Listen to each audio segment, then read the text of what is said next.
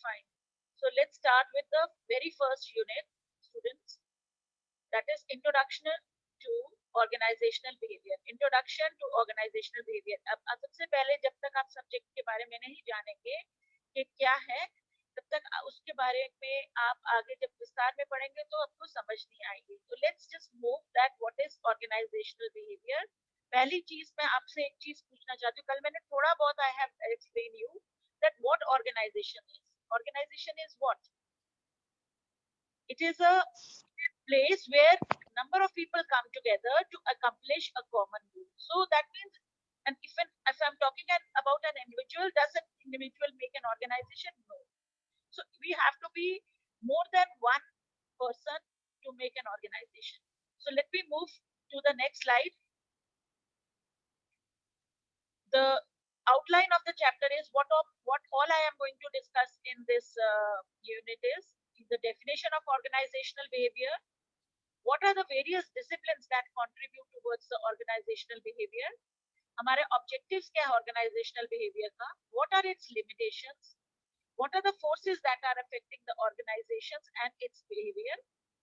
What are the limitations of organizational behavior? Then also we will discuss the models of organizational behavior. And finally, we would do the pay and reward pyramid in organizational behavior. So these are the topics which we'll be covering under the unit 1. I'm moving to the next slide. Let me just define what organization is. कल मैंने जैसे कि आप लोगों को बताया था, organization क्या होती है? It is a coordinated social unit. यानी मिलाकर, coordination means everybody is working towards one goal. एकत्रित होकर एक ऐसी परिवार बनाता है, एक ऐसा social unit बनाता है जिसमें 2 या 2 से ज्यादा सदस्य होते हैं. That functions on relatively continuous basis to achieve a common goal or set of goals. तो यानी ये वो सब लोग इकट्ठे आते हैं जो कि कोई कॉमन गोल को अचीव करने के लिए दे यूनाइट, कोऑर्डिनेट करते हैं. जैसे कि हम एक family is also an organisation जिसमें फैमिली की प्रॉस्पेरिटी, फैमिली की हैप्पीनेस गोल्स होते हैं. उन गोल्स को अचीव करने के लिए हर व्यक्ति अपना अपना योगदान देता है. बच्चे हैं वो हैप्पीनेस पेरेंट्स को देते हैं बाय उनको ओबे करने के, उनकी जो ऑर्डर्स ताकि वो अपने गोल्स अचीव करें, पढ़ें, खेलें. सो दिस इज उस तरह से वो करते हैं. वो मॉनिटरी वो नहीं कर सकते. और फादर की कंट्रीब्यूशन क्या होती है फैमिली में? वो अपनी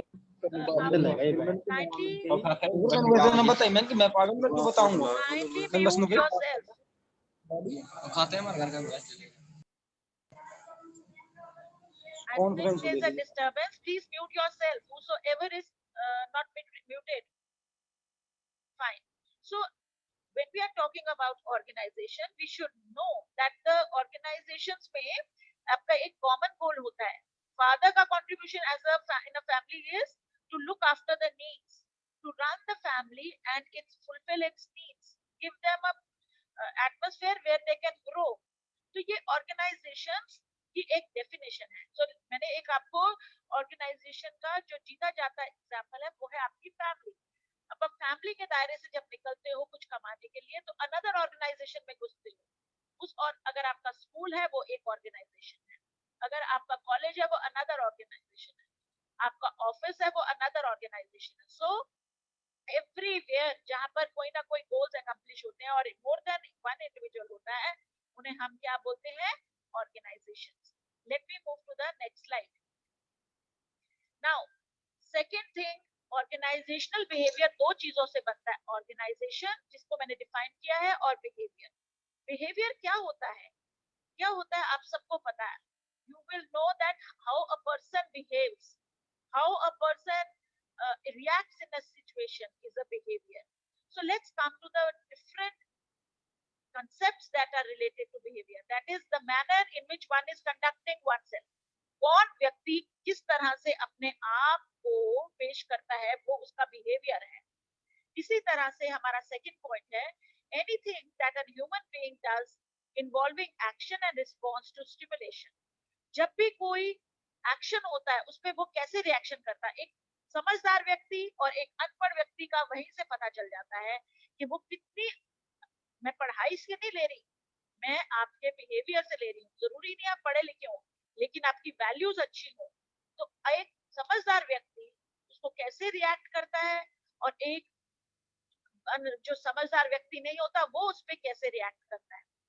for example, I am taking a daily के basis examples। जब आप सड़क पर आते हो तो आपका बिहेवियर, जब आप कोई लड़ाई होती है, एक समझदार व्यक्ति उधर से या तो उसको सुलझाने की कोशिश करेगा, और अगर नहीं सुनते, he will not waste his time, he will go away, but the others दो उकसाएंगे, दो बिना रीजन के उस पे भिड़ जाएंगे। So these are the kind of behavior you show, and आपके बिहेवियर से आपकी पर्सनालिटी का अनुमान लगाया जा सकता है कि आप किस दायरे के और किस तरह के लोग हैं।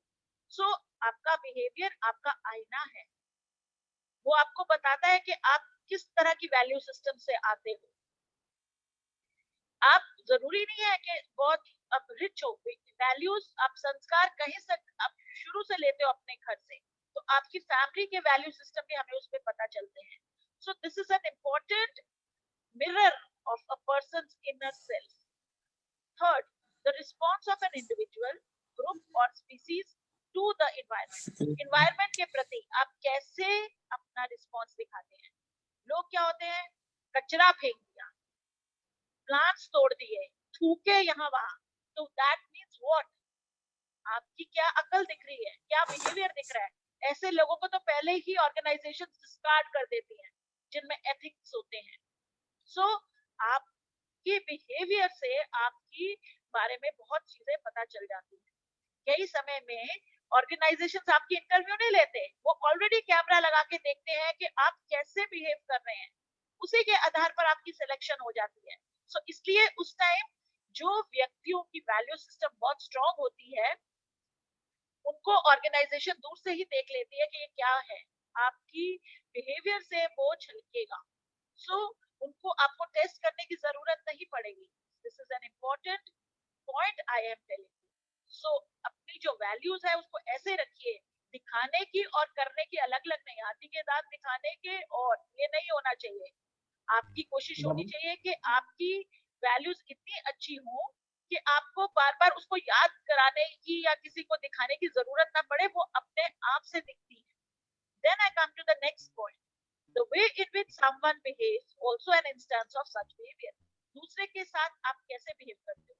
आप लोग तो कई बार हंसते होगे, तुम्हें पता है कि किसी को विश करने में तुम्हारा कुछ भी कम नहीं होगा, इसलिए कोशिश करनी चाहिए, चाहे आपका जानने वाला व्यक्ति हो चाहे ना जानने वाला व्यक्ति हो, यू शुड विश उसको।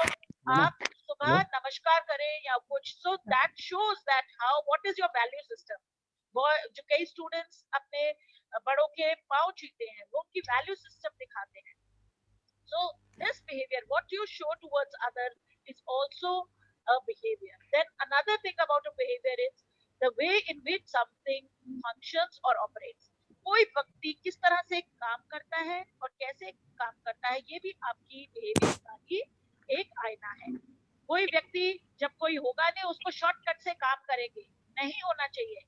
आप अगर कमिटेड हो, चाहे आपके ऊपर कैमरे लगे हो चाहे आपके ऊपर कैमरे नहीं लगे हो, आप अगर उससे कमिटेड हो तो आपको काम ऑनेस्टली करना है।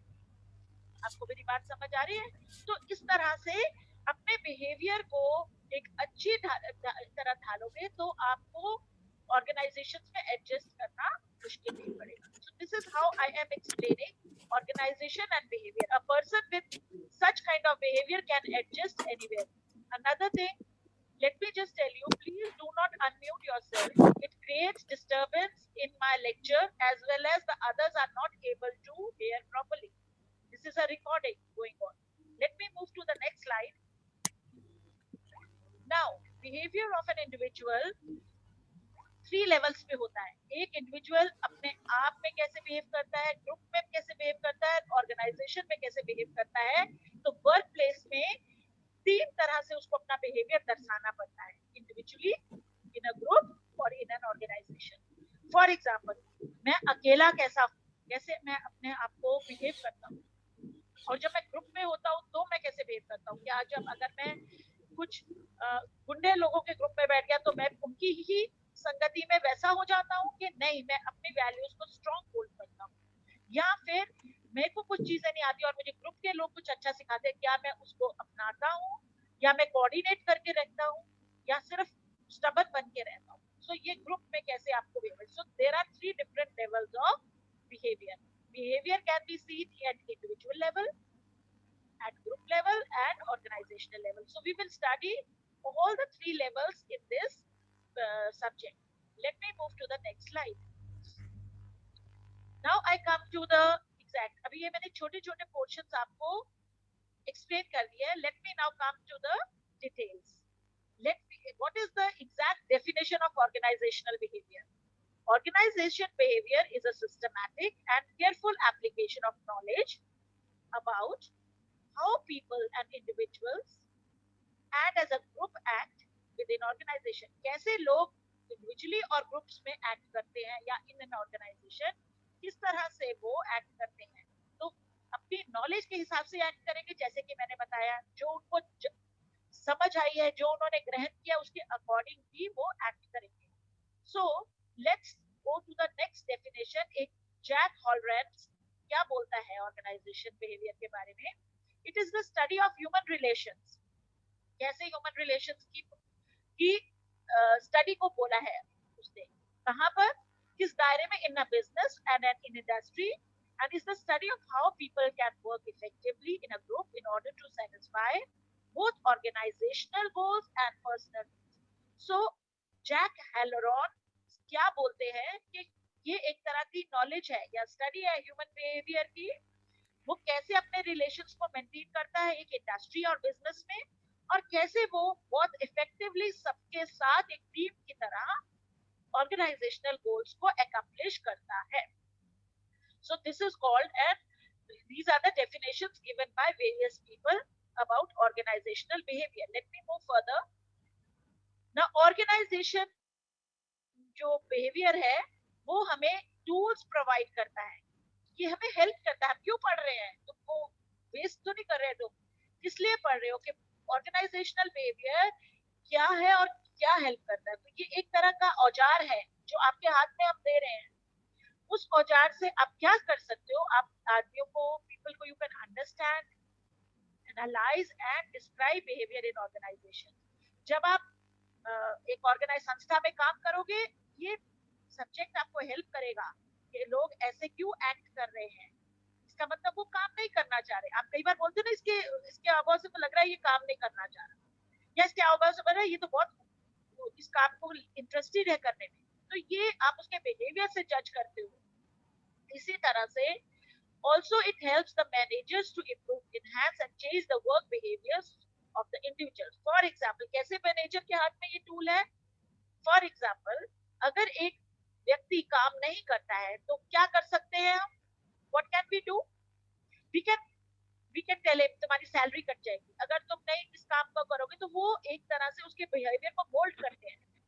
फॉर एग्जाम्पल, एक बच्चा है, मैं स्कूल से एग्जाम्पल लेती हूँ या आपके कॉलेज से, जब आप असाइनमेंट या होमवर्क नहीं करते थे, या तो आपको डबल बार करना पड़ता था, या आपको मार्क्स कम मिलते थे, या आपको सजा मिलती थी.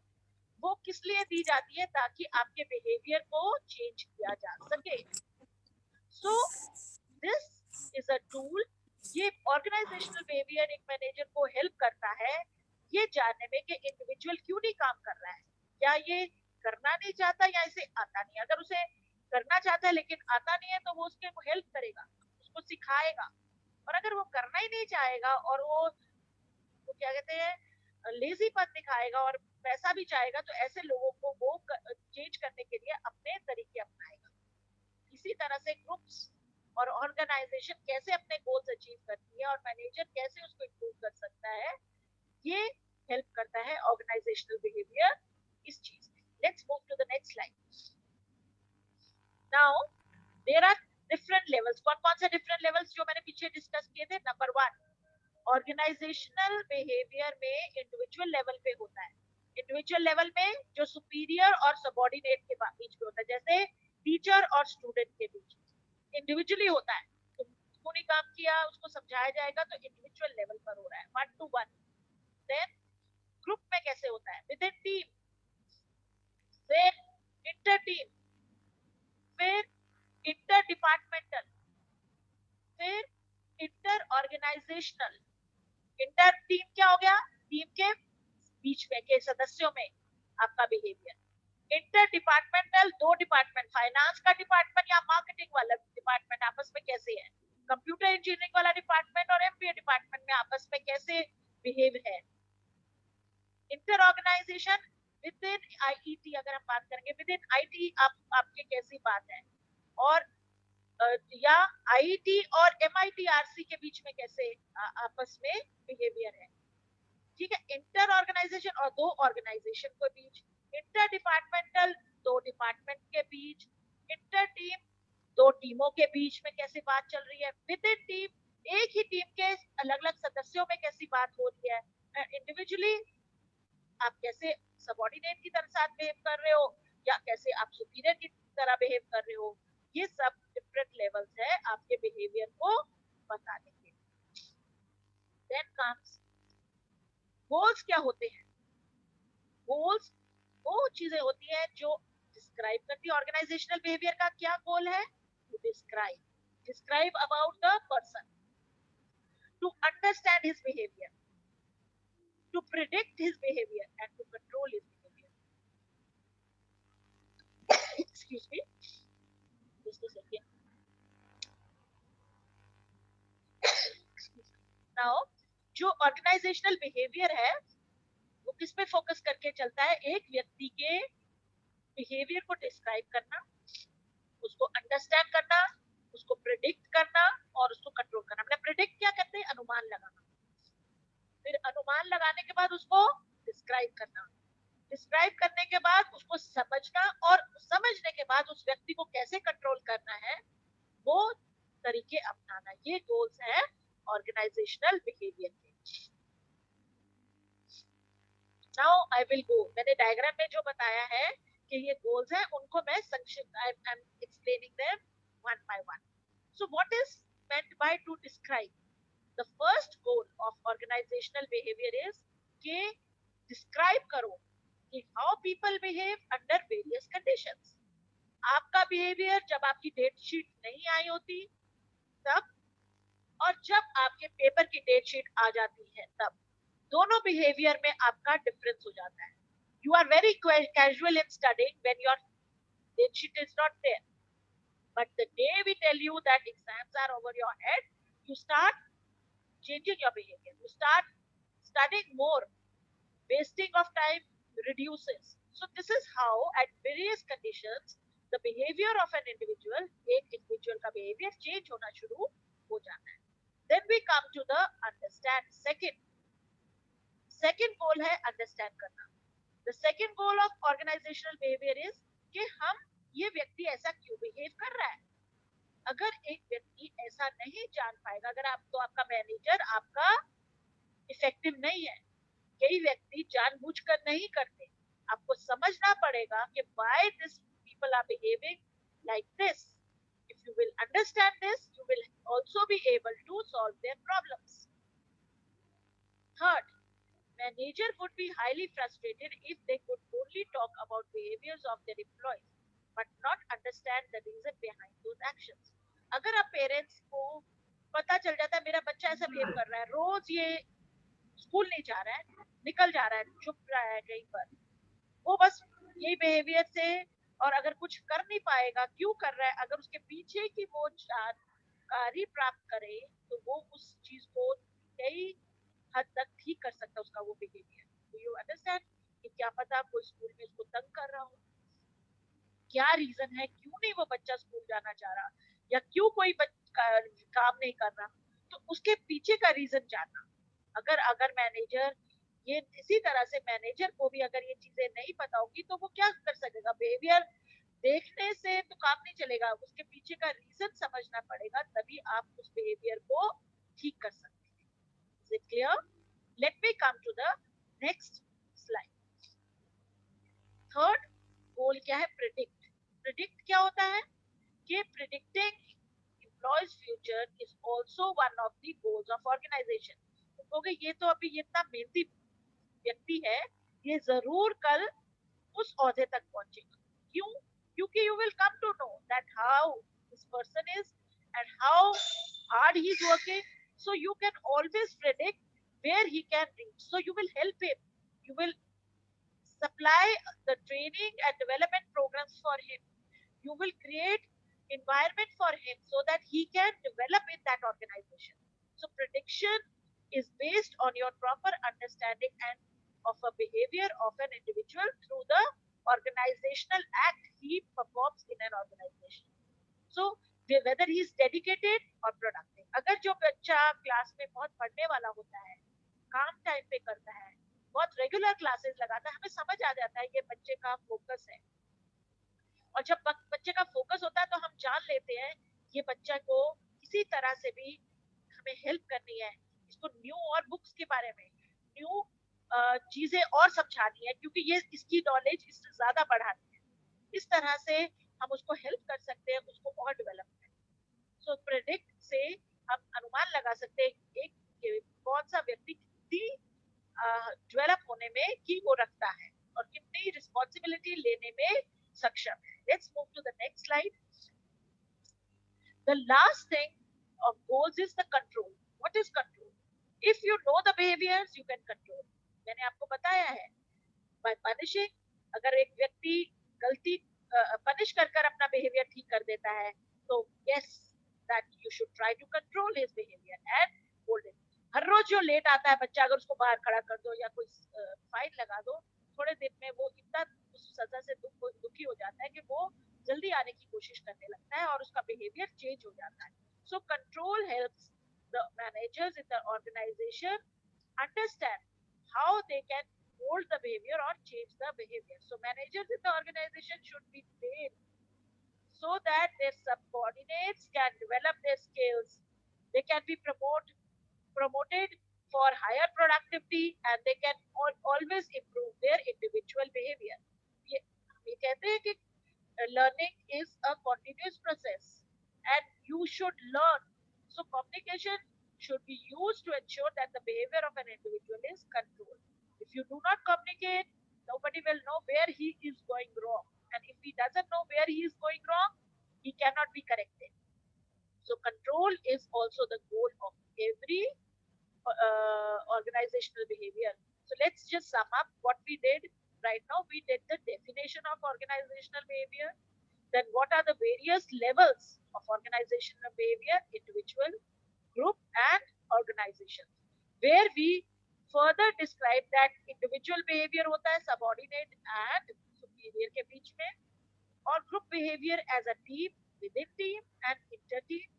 इसी तरह से organizations में आता है interdepartmental and inter-organizational. So these are the various levels at which organizations work. Then we have done the goals. Goals क्या है?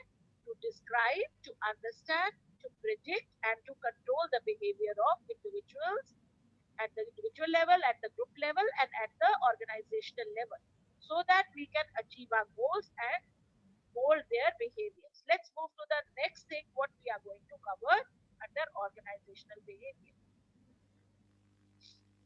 If we see what are the various disciplines, कौन-कौन से disciplines organizational behavior की तरफ contribute करते हैं। अब देखिए जब हमें organizational behavior में individual की बात है, group की बात है, तो हम कह सकते हैं sociology group का, individual personalities,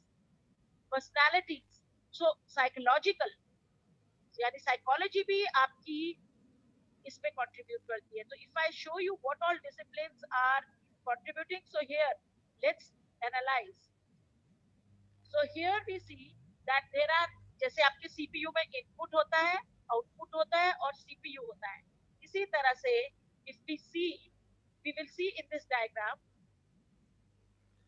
हमारा behavioral science कहाँ-कहाँ से आता है, कौन-कौन से disciplines इसको मोल्ड से इसकी नॉलेज आती है। साइकोलॉजी कहाँ पर हमारी ऑर्गेनाइजेशनल बिहेवियर में दिखती है, क्योंकि हम लर्न करते हैं। अब मैं आपको एग्जांपल दूं साइकोलॉजी का लर्निंग का। For example when you go first time to the school, आपको पता होती है कि बेल बजती है तो खाने का पीरियड होता है, किसी को पता है कि ये बात? पहले दिन तो पता नहीं होता, पर अगले दिन से धीरे धीरे आपको समझ आ जाती है, बेल बजी, फटाफट से आप टिफिन निकाल लेते हो. So you learn that thing slow and slow by your psychological change. You come to know, you start connecting the stimuli क्या होते हैं, ringing of bell, and you start the response that yes, as the bell rings you will have to take out your tiffins. So इसको बोलते हैं stimuli and response. This is called learning. You have learned not in the single day but slowly and slowly.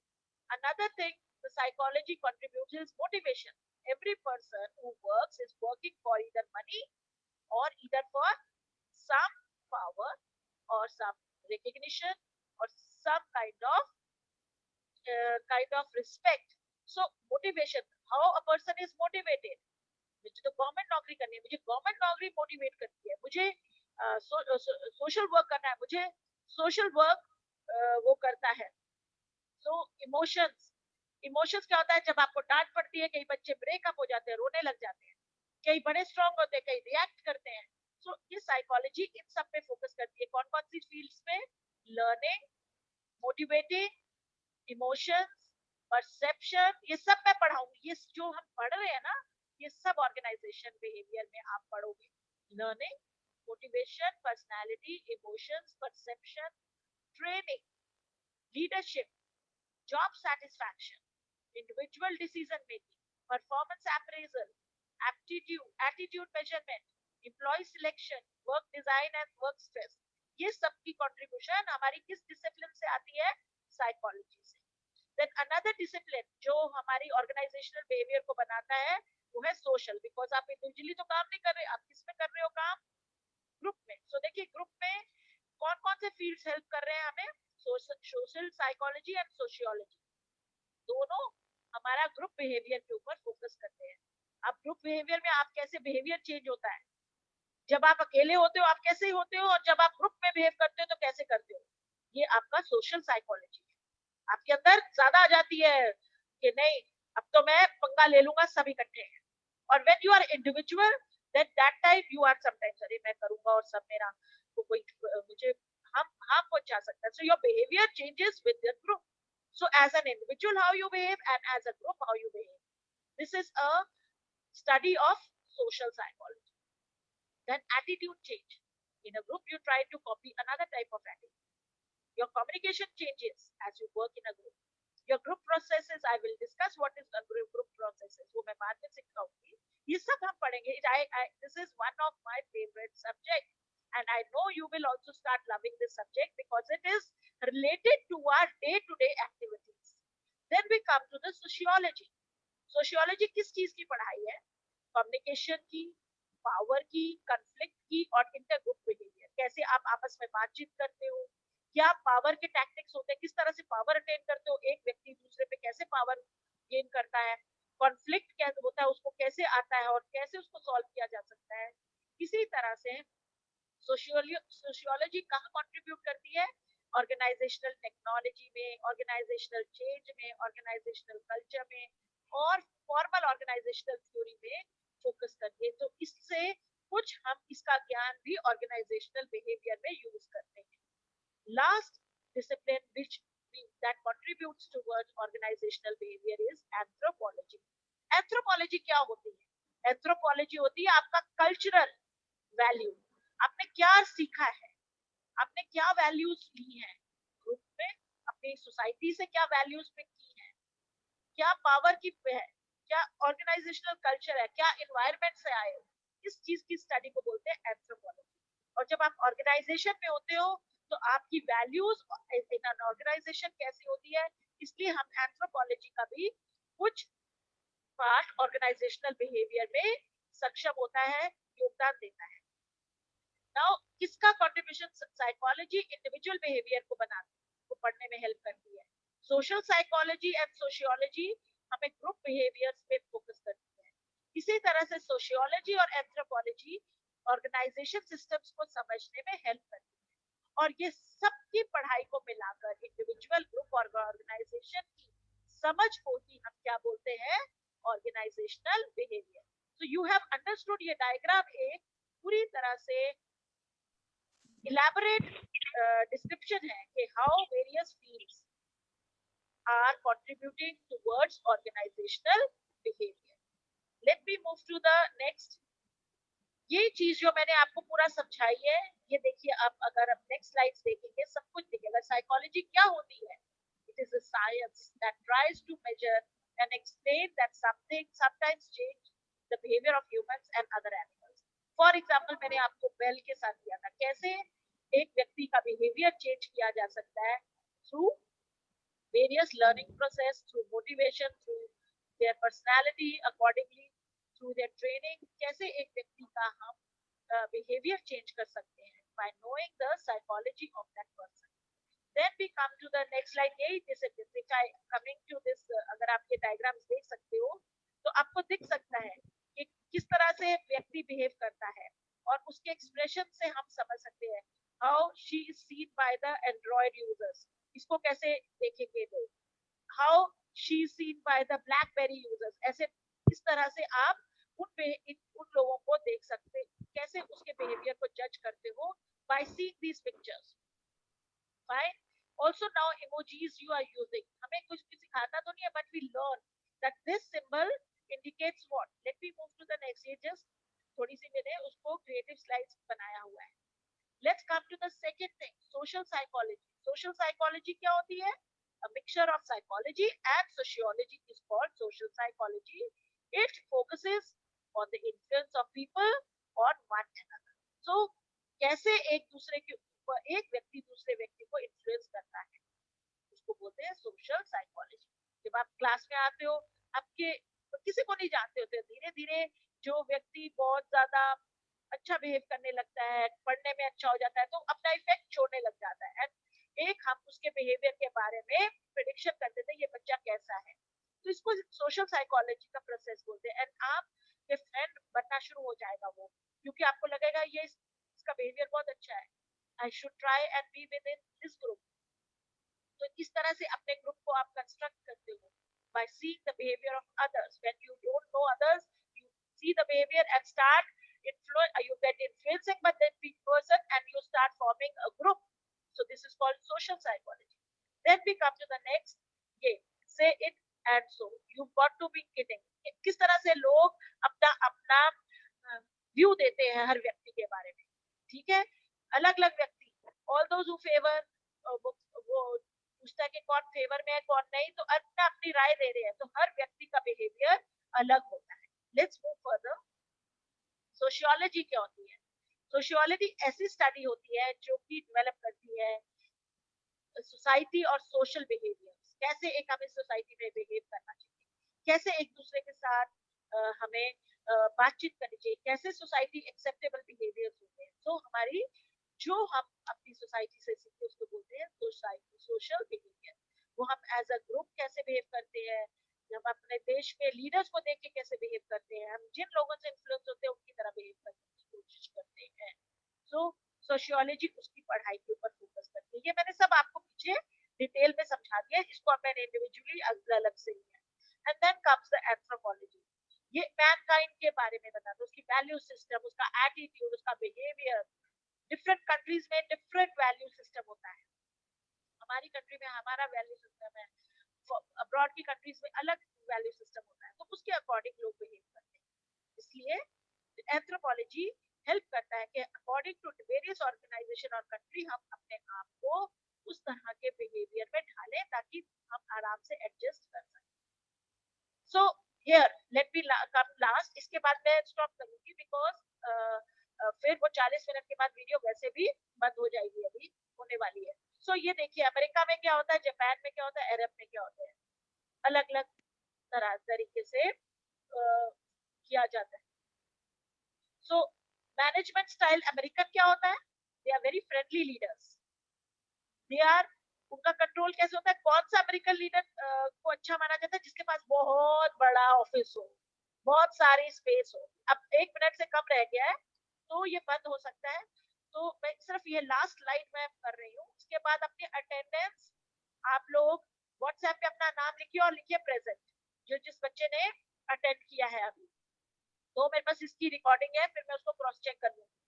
ठीक है, WhatsApp पे अपना नाम लिखिए और लिखिए कि ओबी की क्लास में थे, तो लिखते जाना, अपना नाम डालते जाइएगा जो, ठीक है।